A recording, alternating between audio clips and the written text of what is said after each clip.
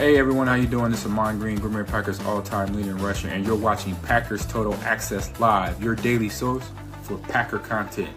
Go Pack, go!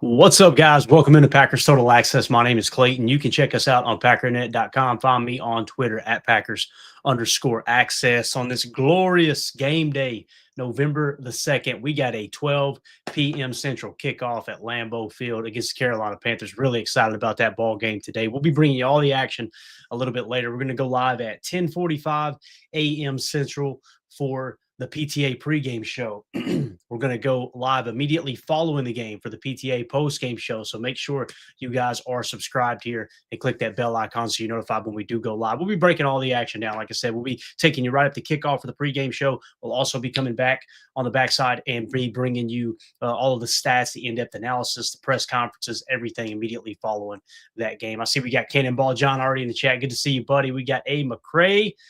Yes, good to see everybody in here. So here's what I wanted to dive into, guys. Easton Butler put a tweet out, all right? He put a tweet out yesterday, and this really made my ears perk up a little bit. Now, listen, I want to be very, very, very honest and upfront here. I don't like doing trade rumor videos. I don't like talking about the trade deadline personally. You guys know I'm an X's and O's guy. I like diving into the contractual aspect of the Packers. I love just kind of looking at it from a business standpoint, from a bird's eye view standpoint. I don't really like diving into rumors because most of the time you end up wasting your time, right? It turns into something where it's like, okay, we spent 15, 20 minutes talking about that. It didn't even happen, right? I like to talk about I feel like there's so much we don't understand about what actually happens, more so than to spend too much time on something that probably won't happen. However, this made my ears perk up because you guys know I'm down here in Tennessee, and this trade deadline actually involves the Titans, or this trade rumor around the trade deadline involves the Titans. Okay. So I want to explain something. I had a friend reach out who is well connected in Nashville. And keep in mind, what I'm about to read to you guys about Easton Butler has no ties whatsoever to what I'm about to tell you. This guy asked me specifically, you guys shop in Musgrave? And I was like, yeah, I mean, it's been reported that teams have asked about Musgrave. And it's very important, guys. When we talk trade rumors, that doesn't mean the Packers are actively shopping Luke Musgrave. It doesn't mean that the Packers, called Tennessee and made an offer on the player we're going to talk about. I'm going to be very clear up front about that, okay? I can't stand when people act like they've got more information they do. So this is just strictly this guy in Nashville, season ticket holder, specifically asked me, you guys shop in Musgrave. I'm going, why would somebody be interested in Luke Musgrave? You know what I mean? Just kind of, it's one of those things like, it's like, why would you ask specifically about a player who I think in all Packers eyes have thought he's underperformed? So it makes me wonder, is the team, the Tennessee Titans, calling the Packers asking about Musgrave? And then we have this report drop, which is it could be just a heck of a coincidence. But Easton Butler tweeted out, and you guys know Easton Butler, friend of the show. This dude, I think he's as honest a person as you're going to find in terms of rumors. He doesn't tell you they're going to trade for this guy. He tells you what he heard. Here's what's actually happened to this point. And he always makes it a point, puts emphasis on, hey, look, I'm not saying they're going to trade for this guy. This is just behind the scenes type stuff. So he tweeted out roughly 12 hours ago, probably 14 hours ago now, something like that.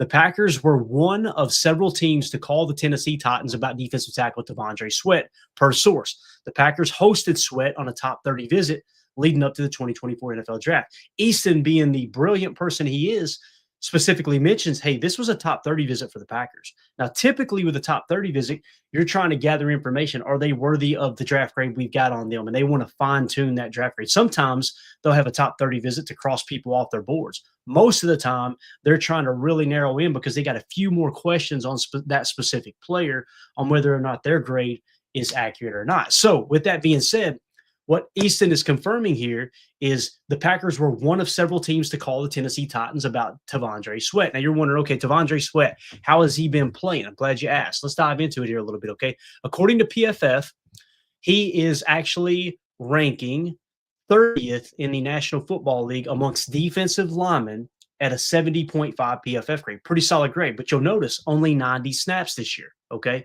So that's an important aspect of this too. He's played somewhat minimal snaps this year, right? And that's because he's missed some time. We'll talk about that here in a second. But I also want to point this out, guys.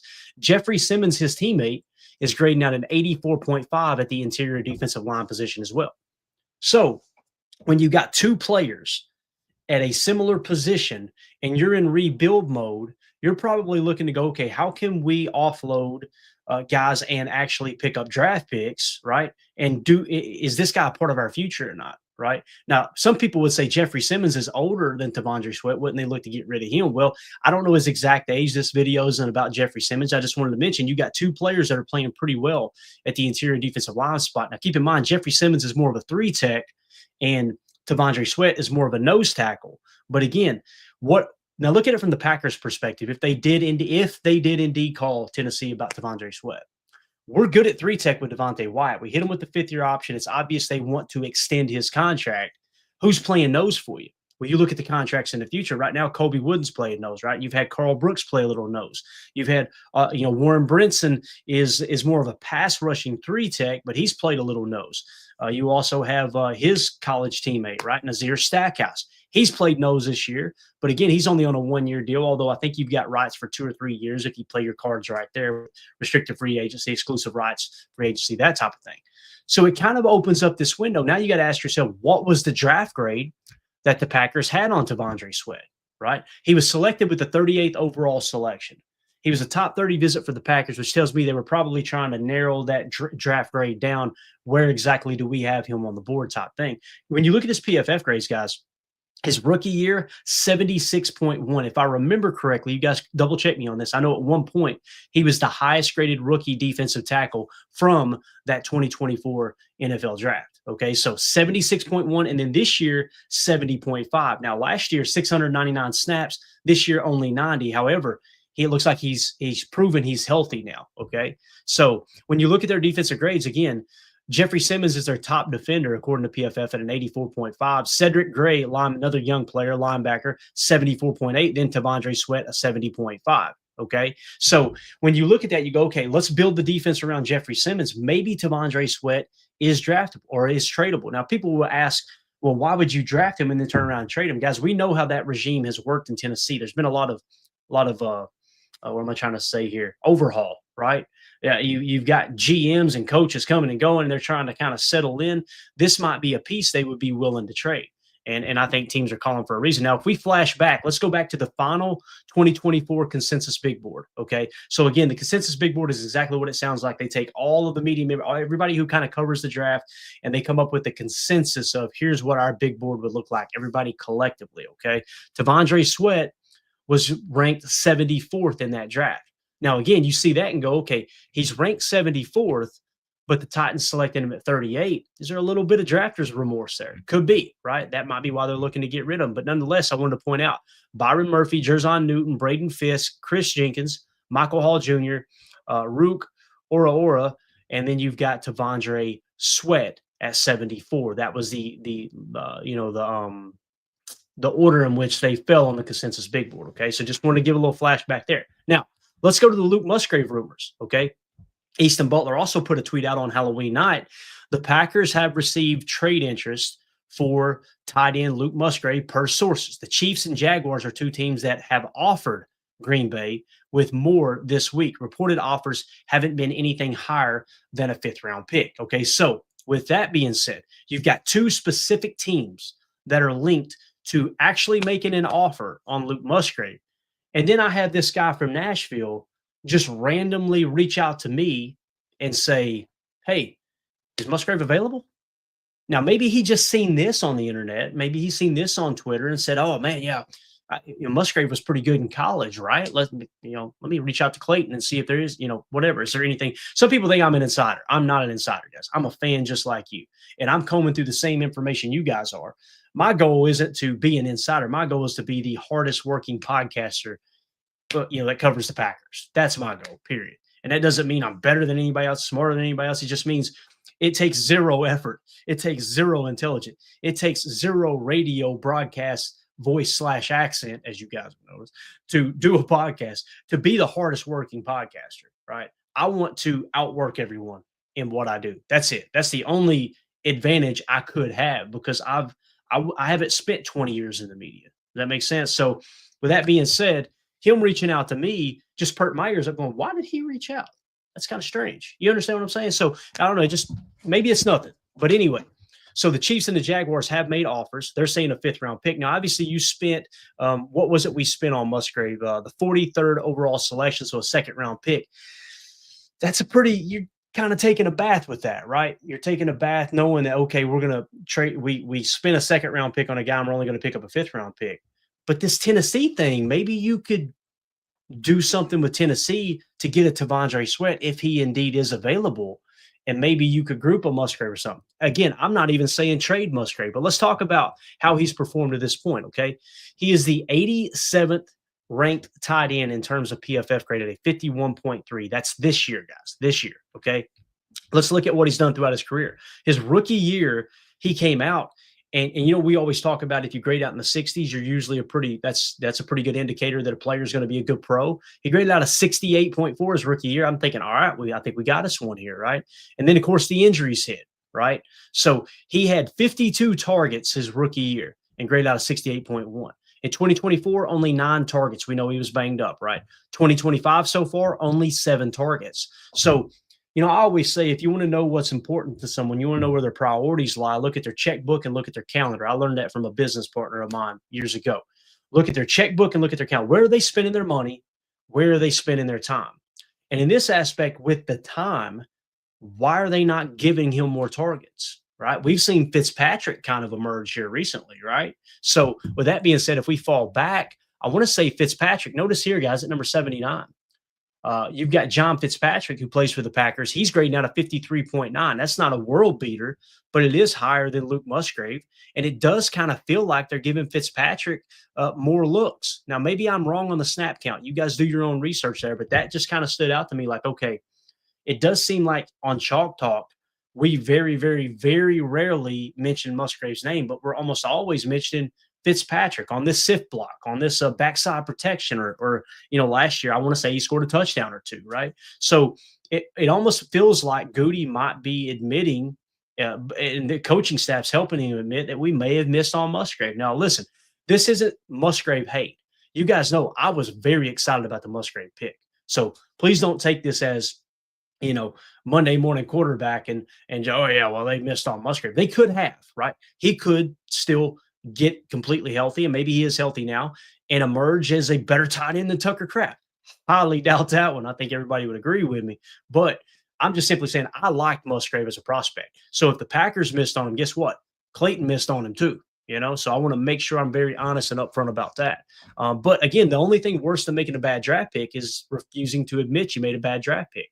And this might be a chance to grab something on the way out if you do plan on moving on from Musgrave, or you plan on Fitzpatrick, you know, playing more snaps than him. With that being said, when it comes to Musgrave, other teams are looking at Musgrave the same way we're looking at T'Vondre Sweat.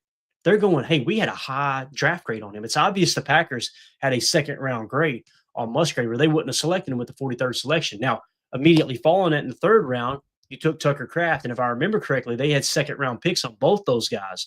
Imagine if Tucker had been drafted after Musgrave and you not got Tucker, and your starting tight end is Luke Musgrave. I think we would all agree Tucker Kraft is a better football player than Musgrave. It doesn't mean he's more athletic. It doesn't mean he has more natural God-given ability. But sometimes in the National Football League, a player exceeds expectations. He takes a step beyond another player that may have more physical talent than them because they grab the game a little bit quicker. They stay healthier. They fit the scheme a little bit more, right? We never looked at Musgrave as an inline Y tight end who's going to block a linebacker into oblivion, right? We looked at him as, hey, this is a guy you can flex out, you can create mismatch problems, that type of thing.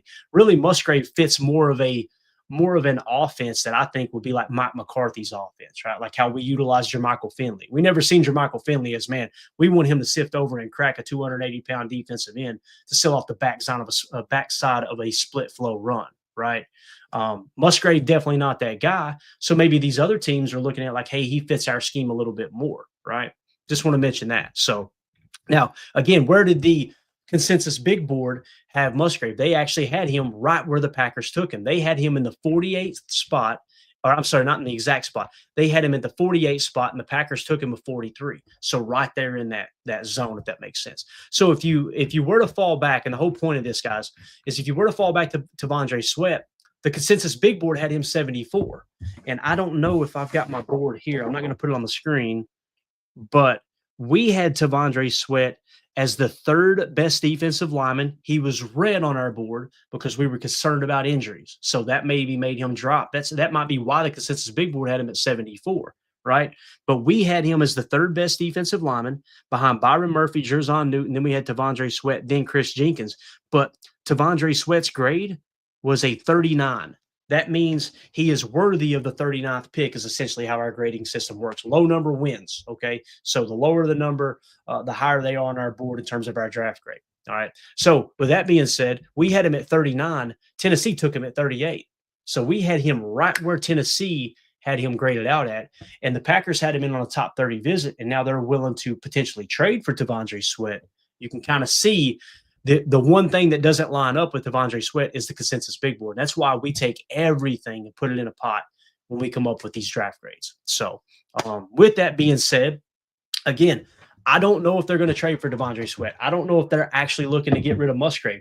As Easton Butler's tweet said here, it didn't say the Packers are shopping Luke Musgrave, right? If that was the case, that means, hey, send out a signal, send out the bat signal to the other 31 teams. Hey, we're interested in trading this guy. What it does mean is multiple teams have reached out, and 2 have actually made an offer for Musgrave. So do I like trading Musgrave for a 5th-round pick? I personally do not, because I would rather keep him, even if he's the 3rd tight end on the roster, I would rather keep him for the duration of his contract, because you got a guy who knows the scheme, knows the system, and he could play wide receiver in a pinch. Not that we would need him to, but I just feel like you taking a bath from a 2nd-round pick down to a 5th-round pick to get rid of a player who we've spent all this time molding and teaching him the scheme, I think there is enough value in Musgrave that I would not want to trade down 3 picks just to get rid of him, right?